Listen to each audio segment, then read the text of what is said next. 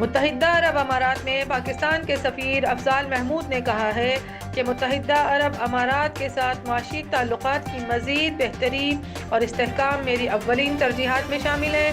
اس مقصد کے لیے متحدہ عرب امارات میں پاکستانی بزنس کمیونٹی ہماری شراکت دار ہوگی۔ اس موقع پر پاکستان اور متحدہ عرب امارات کے مابین تجارت اور سرمایہ کاری کو فروغ دینے کے لیے مختلف امور پر تبادلہ خیال بھی کیا گیا۔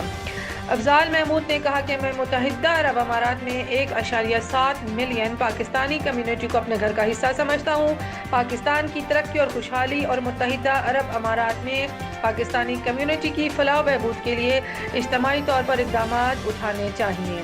پاکستانی سفیر افضال محمود نے پاکستان بزنس کونسل کے ممبران کی حوصلہ افزائی کرتے ہوئے کہا کہ پاکستان بزنس کونسل اپنی تجاویز اور منصوبہ بندی بھی مرتب کریں۔